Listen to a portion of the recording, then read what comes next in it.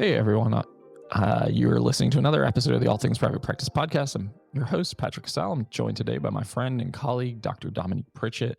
She's a motivational speaker, keynote speaker, like speaker extraordinaire, speaker coach, the owner and founder of the Space for Sisters.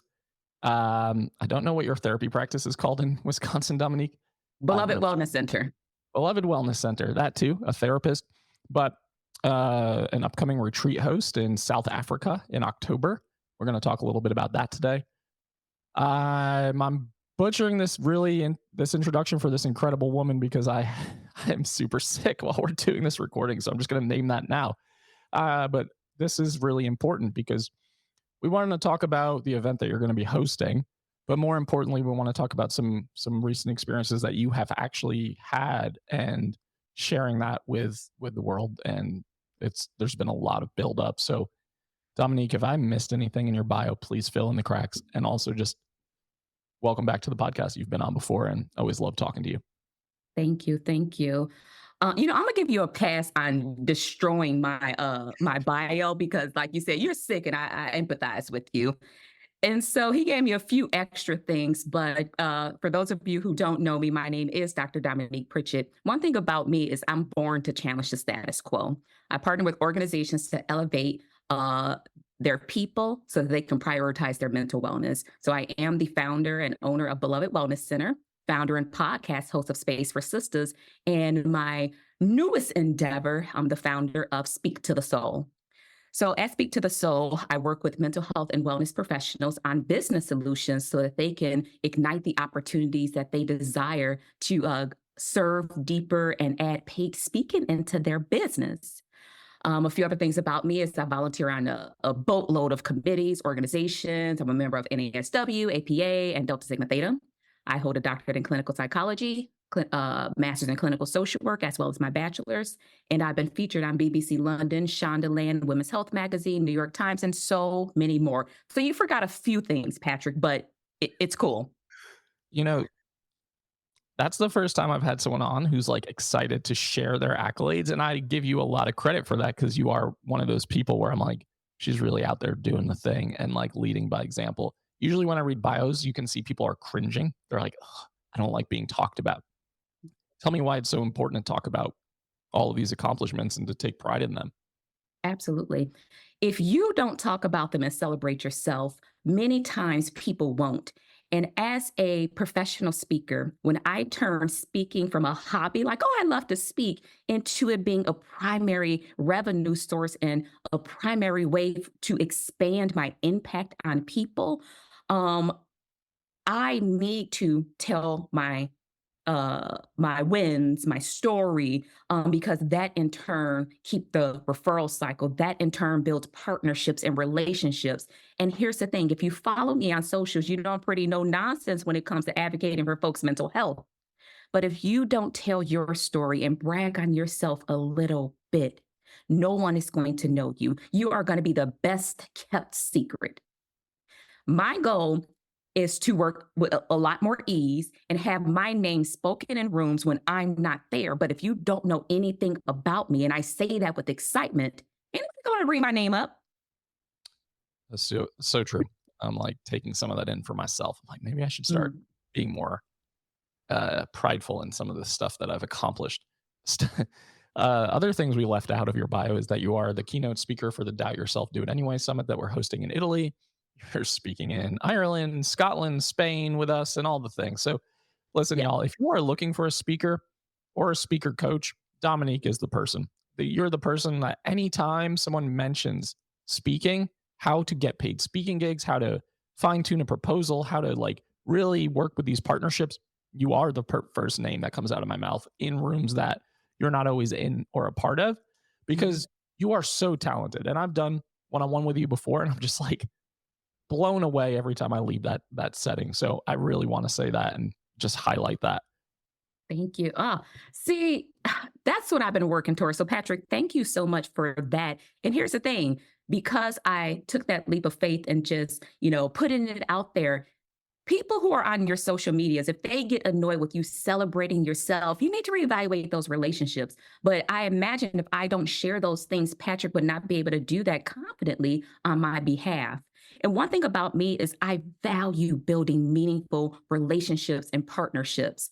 I have to stand on what I know to be true. And this is what I know. Yeah, that makes a lot of sense, and I think that that comes across in every interaction that people have with you. So, job well done there.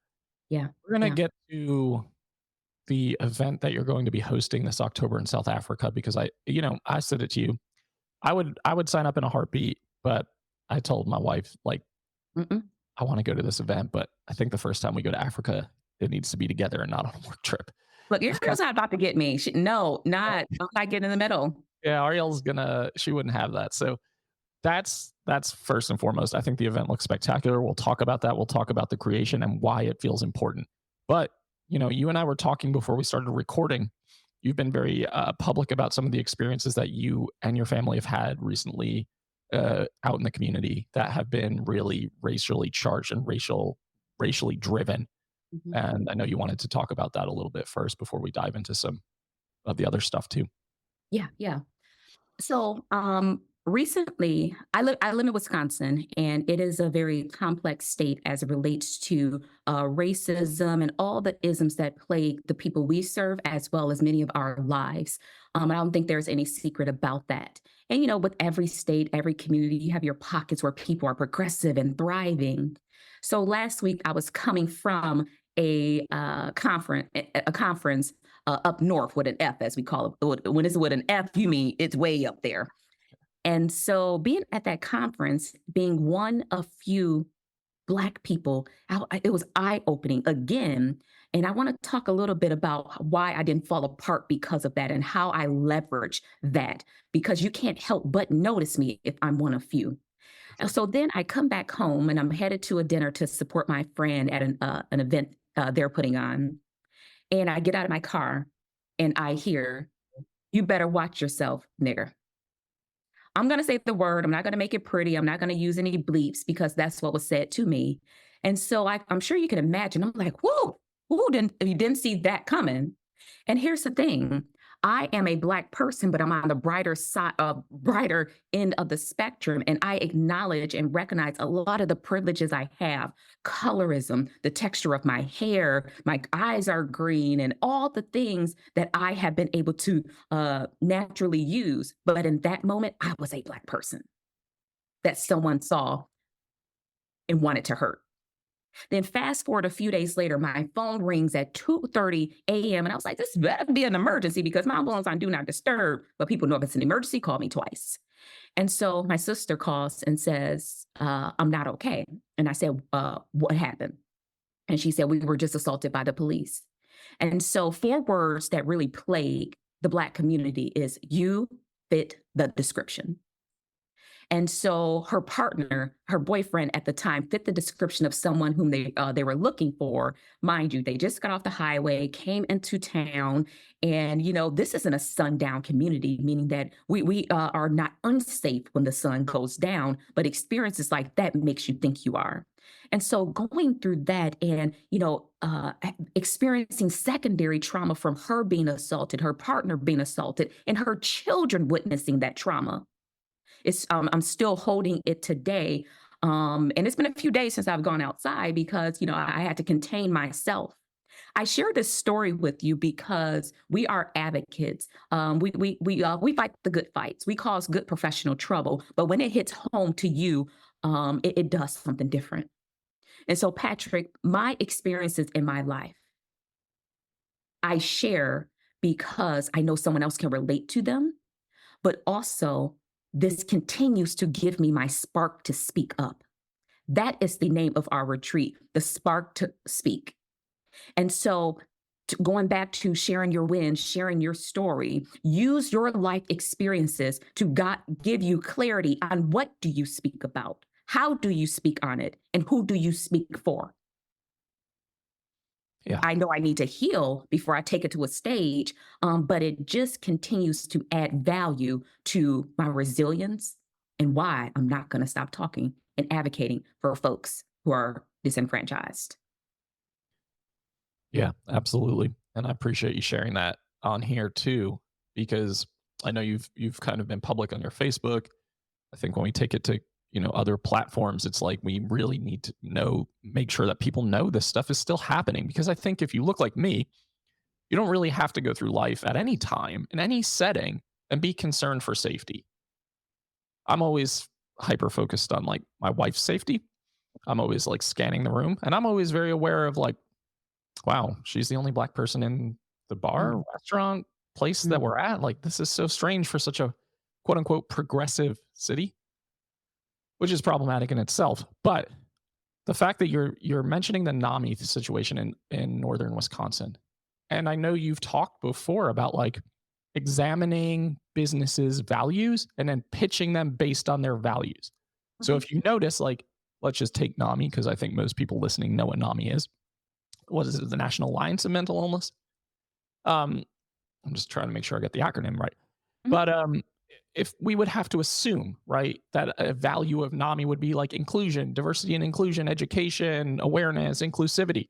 So if you go to the conferences and you're one of four people of color, that's like really shines and illuminates that perspective of like, how are we ensuring that all people feel included or safe or protected or have education and awareness brought to them for their communities for mental health and education.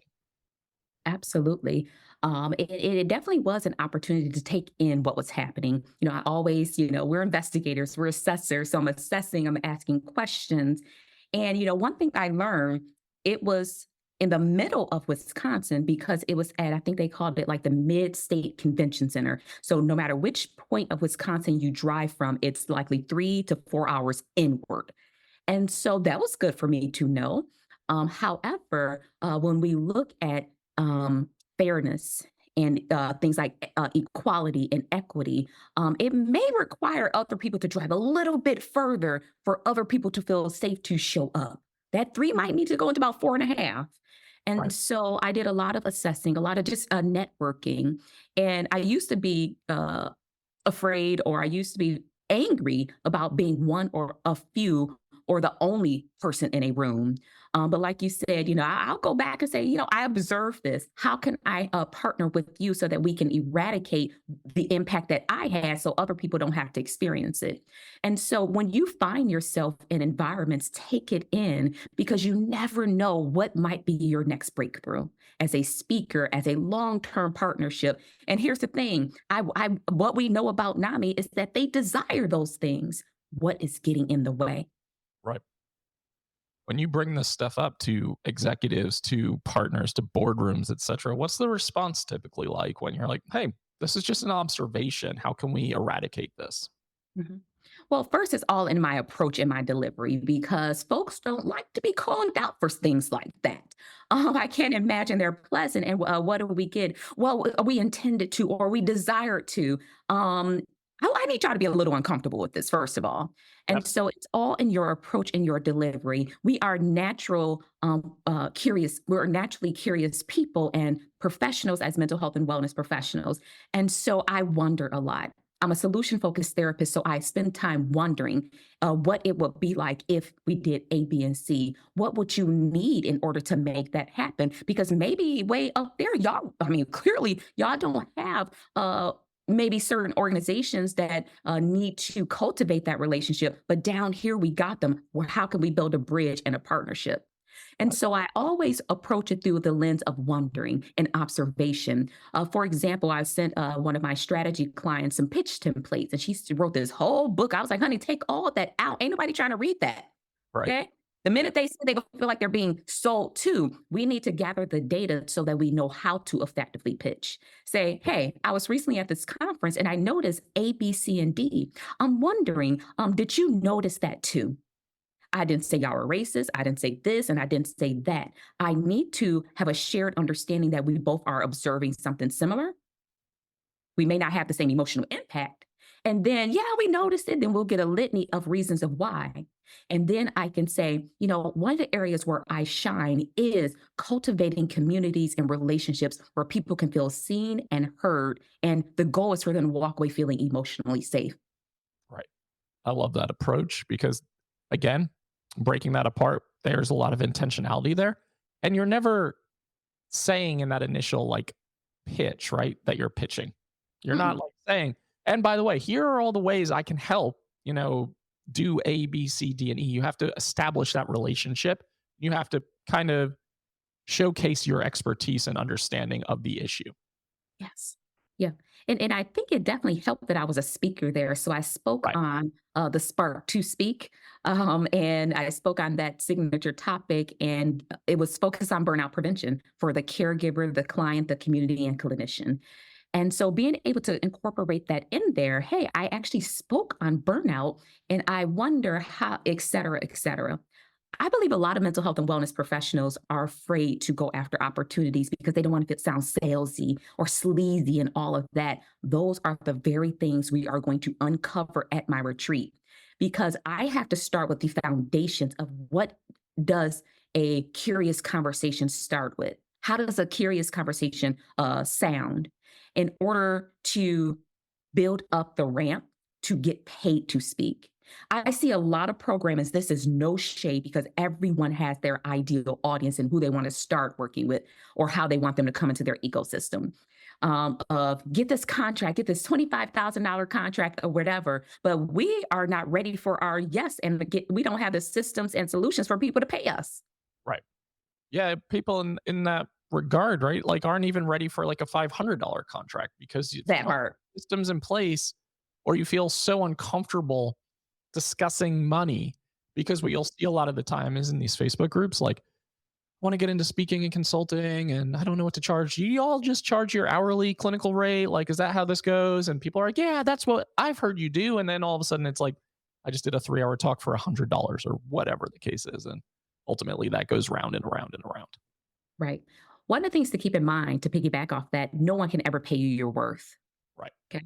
Yep. However, I know I'm worth more than $150 for 3 hours. Yep. And so that's important. But yeah, starting with those foundations. So I focus on systems. What are the systems, the programs you need to make it easy to work with you? Patrick, that is one of the most amazing compliments to get of all the, things people say to me and about me. But when people say, D, it was easy to work with you. Whoa, I can co-sign that. yes. I've hired you for multiple events. You're like, okay, let's lock this in. Here's my system. Here's my contract. Here's my payment link. Here's all the things. I'm just like, holy shit, that was so efficient. That was amazing. Then I am like, oh, I really want to adapt that. And then I don't do it for whatever reason. And yeah, Mhm. make it more Yeah. complicated than it needs to be. And here's the you got your systems too. I wouldn't keep saying yes to speak at your events if you were totally jacked up. You are doing well. Thank you. I think So we, the we do event, focus. We focus on those systems, and then we focus on the solution. So that is one area I love digging deep and unpacking. Is what are your solutions to deliver services? Not a one-off speaking engagement, but can you take one concept you have and develop a product of services, a yeah. suite of services? Yeah, That- and, like, that can look like so many different things, right? Like, different talks that you can do, like a series of talks on a specific topic. You can turn them into workbooks, you can turn them into, like, actual books, you can turn them into all sorts of things that you can monetize, and that can create an increased value when you're trying to get into this, area of speaking and consulting, and I think, like, a lot of mental health professionals listen to this podcast primarily, and I would say, like, so many of them and I've been in this camp before where I'm like, I don't really have anything to offer in the speaking world. Like, what do I really know how to talk about for an hour? And I don't think that about myself anymore, but I know that for a very long time, that was my mentality. And I hear so many people say the same thing like, I don't really know what I can talk about or train on or consult on or speak on. And I feel like we all have those topics inside of us. Absolutely. But I think we have to lean into that. The very things that we feel like we want to avoid is probably your higher power or the energy saying, lean in. Yep. I'm not saying, dive into anything that you're not healing from. We want to be in a healing state as speakers. We don't want to get on stage, fall apart. In that room, we are the expert. Yep. People are entrusting us to take their audience on a transformation. And so then that's not to say I have cried on stage where I had to pause and was like, whoa, that hit my spirit. And I incorporated it into my speech and do the, hey, if you felt that, give me an amen or a wave. People are like, oh, I felt that too. So I roll Right. with it. Yep. But I need to be in a healthy state in order to keep going through those emotions. But here's the thing, if you ever find yourself saying, well, I don't know what to speak about, what do you daydream about? Speak on that. Yeah. I love that. It's a good way to get unstuck, when you're starting to question those things. But I agree, being in a healthy place where you can roll with that stuff that comes up. I know I'm like unbelievably anxious on stage at first, like the first 5 minutes, especially. And then as I start to get into it, you start to see the energy increase, start to feed off the crowd's energy. That really helps me quite a bit. And being able to incorporate that engagement and that excitement factor is really important for me. But it's all through like lived experiences and actual examples of my own struggles or struggles of close friends and colleagues and etc. Because that always feels so relatable to me when I'm talking about the topics that I'm talking about. But I agree with you 100%. Daydreaming super important. Strategizing, moving into your retreat. I imagine a lot of your retreat is going to focus on, besides the experience of being in Cape Town, South Africa, which sounds freaking amazing. I know you were just there. Yeah. And I imagine a lot of this is going to be like strategizing, proposals, like how to actually do the thing, because you can have the concepts, right? You can have the greatest concepts in the world. I can speak about A, B, and C forever. I'm so passionate about it.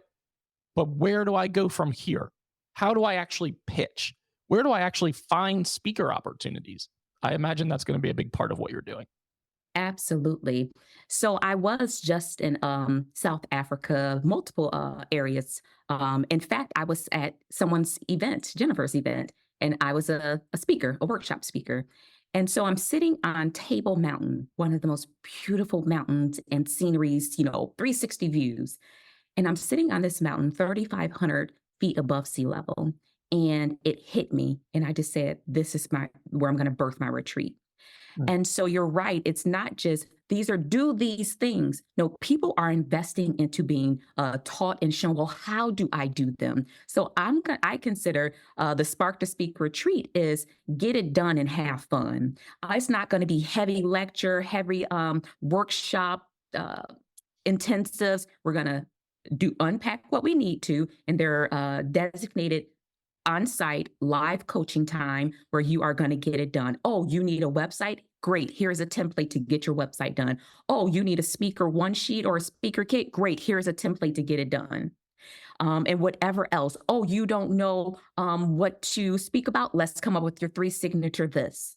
Okay. Love And it. so it is get it done and have fun. And when I'm researching a lot of the people who are doing retreats, I think that distinguishes us is that, my goal is for you to walk away where you have the foundations to go after your first or your next speaking opportunity. Because I live with anxiety. You talked about being anxious before you hit stage. People always say, you just never. And I said, honey, I'm a ball of anxiety all the time. Okay. And that is why I intentionally come out dancing to music. It's because I need to get the oobies out. And so I don't know what it's called, oobies. But yeah, so Patrick, I need you to have some lit music at your thing. We're gonna be in that cathedral, so I don't really know what the acoustics are gonna be. But so that's why I come out. And so with the goal of get it done and have fun, that is my intention. Because as I was saying, as someone that lives with anxiety, perfectionism, self-sabotage, if you're listening to it, just say amen if that hits you. Um, we will get in our own way and do nothing. Yeah. I'm going through it right now. So I had to take a reset period and say, if I want this bad enough, I got to do what's necessary. And I have people like you and people like my sister circle. You all are not going to let me fail. And so being at the retreat, my goal is for you to come back and be ready further than you arrive there. That's what makes us different. I love that because I think a lot of the times, like beautiful location, destination, we're just going to have fun, right? Um, I think that's great because a lot of people, I think it's got to be like a 70-30 split, 60-40 split. Oh, we're Um, gonna have fun now. yeah. People want to come away with something though, like besides the fun, like they want to be able to say, like, I can implement. Like maybe I didn't get everything done in 5 days, but I'm ready and confident enough to start and implement when I get back. Because what Yes. happens in these retreats is like they're in these great locations. There's so much inspiration. There's so much creativity, all the connections, blah, blah, blah, blah, blah. Then you go back to life and you're like, well, I don't want to do any of this stuff.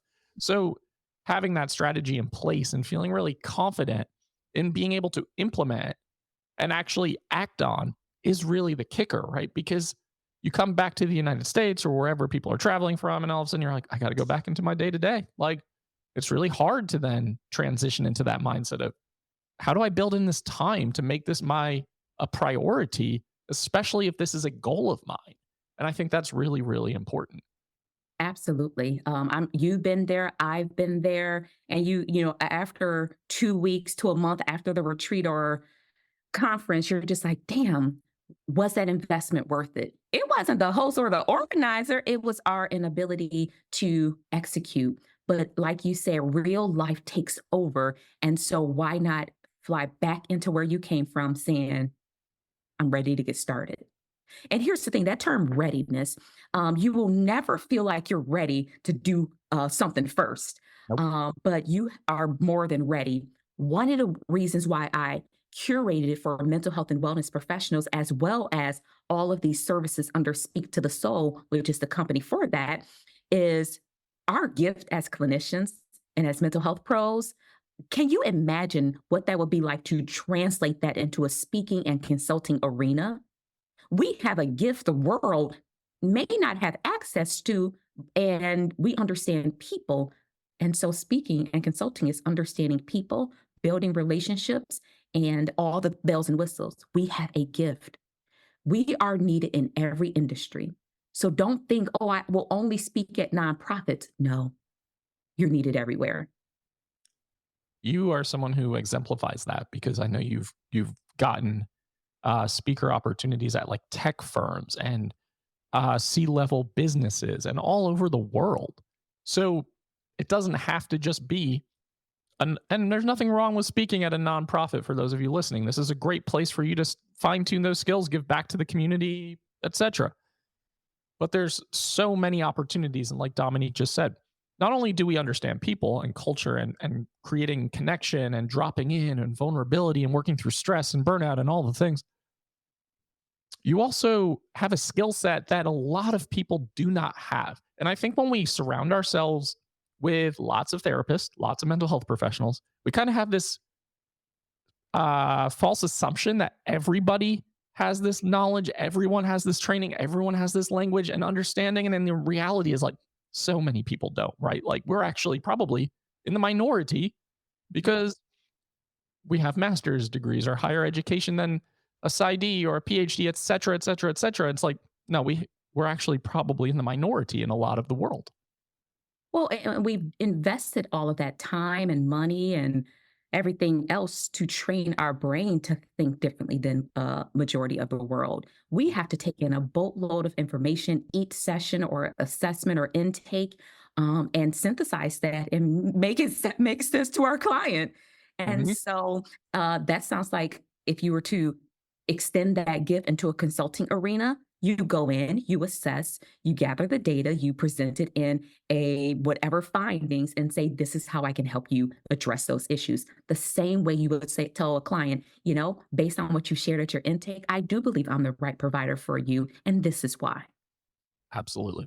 Okay. I love And that. I want to speak on there's nothing wrong with speaking at nonprofits, but one of the things I understand in all my research on speakers is people believe one, nonprofits can't pay. That is false.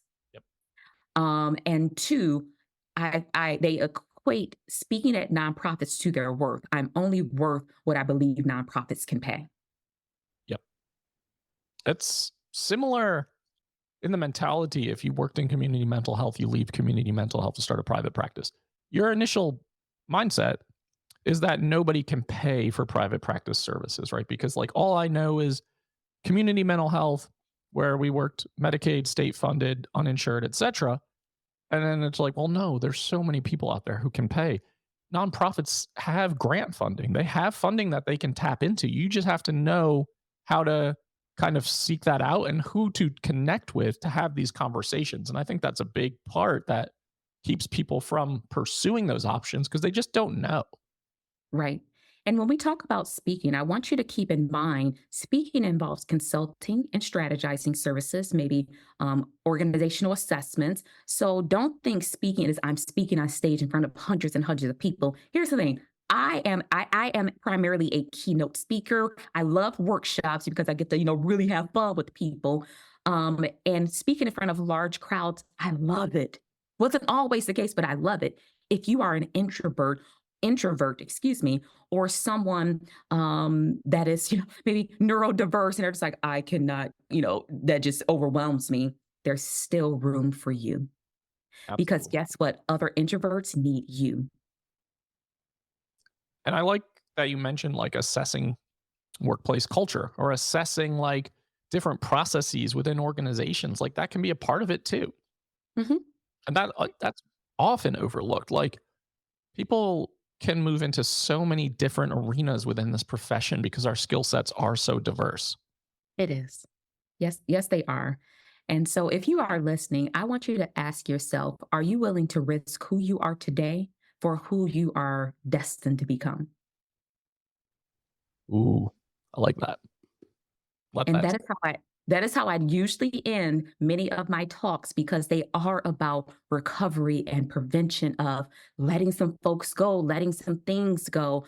So are you willing to risk who you are for the lifestyle you desire, for who you're destined to become, for taking that daydream and making it a reality? Are you willing to risk that? That's a big question. I hope you're all absorbing that.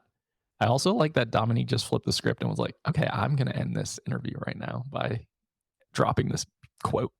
Um, Before we end, share your event.